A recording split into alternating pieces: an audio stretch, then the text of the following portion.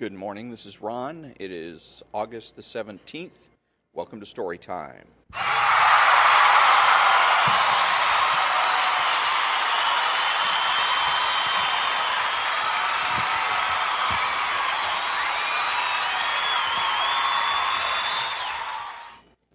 And on Story Time today, I'm continuing to read from the 48 Laws of Power by Robert Greene. And today, Law 37, Create Compelling Spectacles. Striking imagery and grand symbolic gestures create the aura of power. Everyone responds to them. Stage spectacles for those around you. Then, full of arresting visuals and radiant symbols that heighten your presence, dazzled by appearances, no one will notice what you're really doing. Using words to plead your case is risky business.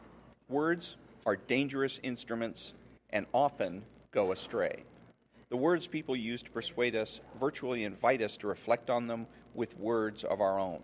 We mull them over and often end up believing the opposite of what they say. That is part of our perverse nature.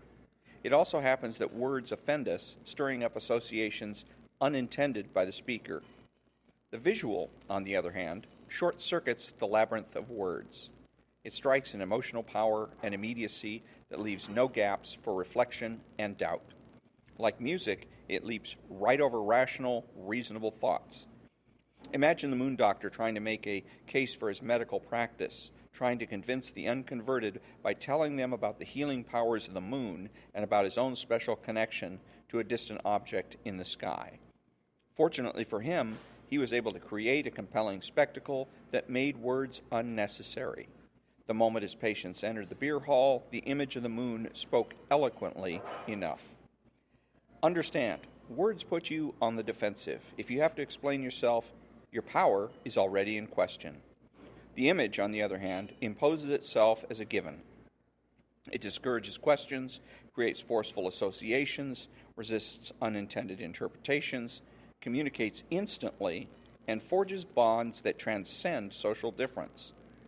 Words stir up arguments and divisions. Images bring people together. They are the quintessential instruments of power. The symbol has the same force, whether it is visual, the statue of Diana, or a verbal description of something visual, the words, the Sun King. The symbolic object stands for something else, something abstract, such as the image Diana standing for chastity. The abstract concept, purity, patriotism, courage, love, is full of emotional and powerful associations. The symbol is a shortcut of expression, containing dozens of meanings in one simple phrase or object. The symbol of the Sun King, as explained by Louis XIV, can be read on many layers, but the beauty of it is that its association required no explanation, spoke immediately to his subjects, distinguished him from all other kings, and conjured up a kind of majesty that went far beyond the words themselves. The symbol contains untold power. The first step in using symbols and images is to understand the primacy of sight among the senses. Before the Renaissance, it has been argued, sight and the other senses, taste, touch, and so on, operated on a relatively equal plane. Since then, however, the visual has come to dominate the others and is the sense we most depend on and trust. As Gracian said, the truth is generally seen, rarely heard. When the Renaissance painter Fra Filippo Lippi was captured slave among the Moors, he won his freedom by sketching a drawing of his master on a white wall with a piece of charcoal. When the owner saw the drawing, he instantly understood the power of a man who could make such images, and let Lippi go. That one image was far more powerful than any argument the artist could have made with words. Never neglect the way you arrange things visually. Factors like color, for example, have enormous symbolic resonance. When the con artist Yellow Kid Wheel created a newsletter touting the phony stocks he was peddling, he called it the Red Letter Newsletter, and had it printed at considerable expense in red ink. The color created a sense of urgency, power, and good fortune. Wheel recognized details like these as keys to deception, as do modern advertisers and mass marketers. If you use gold in the title of anything you're trying to sell, for example, print it in gold. Since the eye predominates, people respond more to the color than to the word. The visual contains great emotional power. The Roman Emperor Constantine worshipped the sun as a god for most of his life. One day, though, he looked up at the sun and saw a cross superimposed on it. The vision of the cross over the sun proved to him the ascendancy of the new religion, and he converted not just for himself, but the whole Roman Empire to Christianity soon thereafter. All the preaching and proselytizing in the world could not have been as powerful. Find and associate yourself with the images and symbols that will communicate in this immediate way today, and you will have untold power. Most effective of all is a new combination, a fusion of images and symbols that have not been seen together before, but through their association clearly demonstrate your new idea, message, religion. The creation of new images and symbols out of old ones in this way has a poetic effect. Viewers' associations run rampant, giving them a sense of participation. Visual images often appear in a sequence, and the order in which they appear creates a symbol. The first to appear, for instance, symbolizes power. The image at the center seems to have central importance. Near the end of World War II, orders came down from General Eisenhower that American troops were to lead the way into Paris after its liberation from the Nazis. The French General Charles de Gaulle, however, realized that this sequence would imply that the Americans now commanded the fate of France. Through much manipulation, de Gaulle made certain that he and the French 2nd Armored Division would appear at the head of the liberating force. The strategy worked. After he had successfully pulled off this stunt, the Allies started treating him as the new leader of an independent France. De Gaulle knew that a leader has to locate himself literally at the head of his troops. This visual association is crucial to the emotional response that he needs to elicit. Things change in the game of symbols. It is probably no longer possible to pose as a sun king or to wrap the mantle of Diana around you. Yet, you can associate yourself with such symbols more indirectly. And of course, you can make your own mythology out of figures from more recent history, people who are comfortably dead but still powerfully associative in the public eye. The idea is to give yourself an aura, a stature that your normal banal appearance simply will not create. By herself, Diane de Poitiers had no such radiant powers. She was as human and ordinary as most of us. But the symbol elevated her above the human lot and made her seem divine. Using symbols also had a courtier-like effect, since they are often gentler than brutish words. The psychotherapist Dr. Milton H. Erickson always tried to find symbols and images that would communicate to the patient in ways that words could not.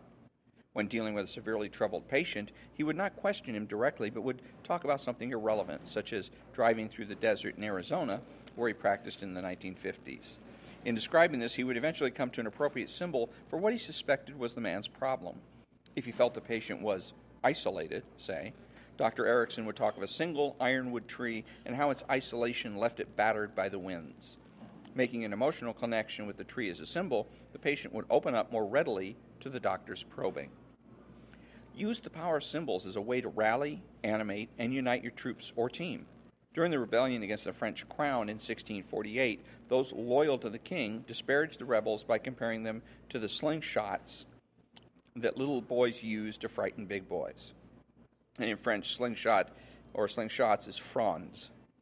Cardinal de Retz decided to turn this disparaging term into the rebels' symbol. The uprising was now known as the Fronde, and the rebels as frondeurs. They began to wear sashes in their hats that symbolized the slingshot, and the word became their rallying cry. Without it, the rebellion might well have petered out. Always find a symbol to represent your cause. The more emotional associations, the better.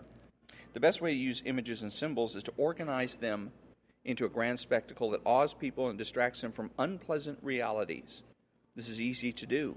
People love what is grand, spectacular, and larger than life.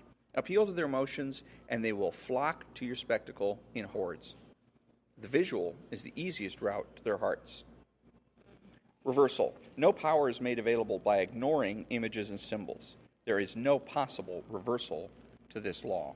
And that was Law 37 about creating spectacles, and it's creating compelling spectacles and dazzling appearances. It also reminded me, as I was reading about this, as where was it here on the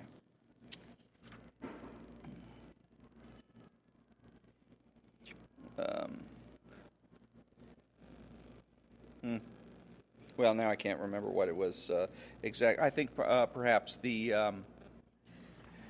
No, I don't know. Well, anyways, it does seem, again, I think perhaps the best part of this. Let's see.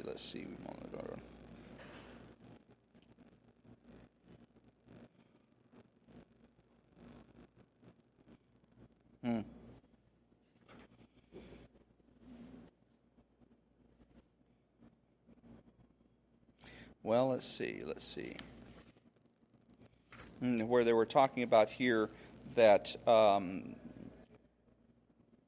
the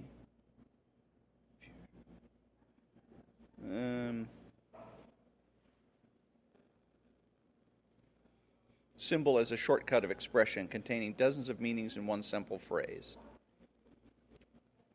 The symbol of the Sun King can be read on many layers. Where is here it is. Because of the light, Louis XIV, the Sun King, wrote this. Because of the light, it shines on the other stars, which make up a kind of court around it. Because of the just and equal distribution of its rays to all alike, because of the good things it brings to all places, producing life, joy, and action. Because of its constancy from which it never varies, I choose the sun as the most magnificent image to represent a great leader. One of the things that I find a little bit contradictory is that he was saying about playing down the use of words. Using words to plead your case is risky business. Words are dangerous instruments and often go astray. The words people use to persuade us virtually invite us to reflect on them with words of our own. We mull them over and often end up believing the opposite of what they say. Then talks about how symbols, the symbolic object stands for something else, something abstract, such as the image Diana standing for chastity. The abstract concept, purity, patriotism, courage, love, is full of emotional and powerful associations. The symbol is a shortcut of expression containing dozens of meanings in one simple phrase or object. And the definition of a word is that it's an arbitrary, sensible sign with a meaning imposed on it by convention. In other words, it's a symbol.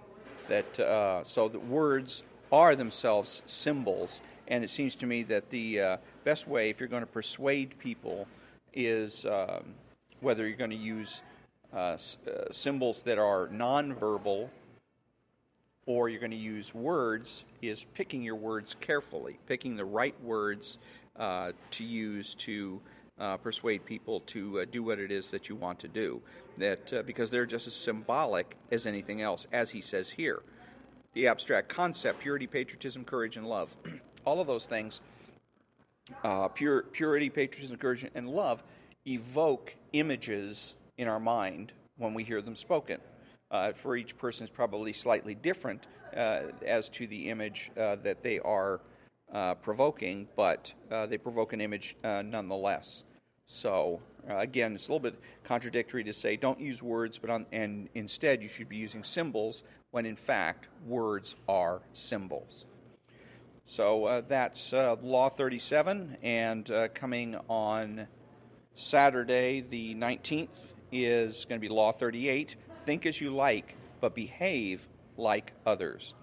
If you made a show of going against the times, flaunting your unconventional ideas and unorthodox ways, people will think that you only want attention and that you look down upon them. They will find a way to punish you for making them feel inferior.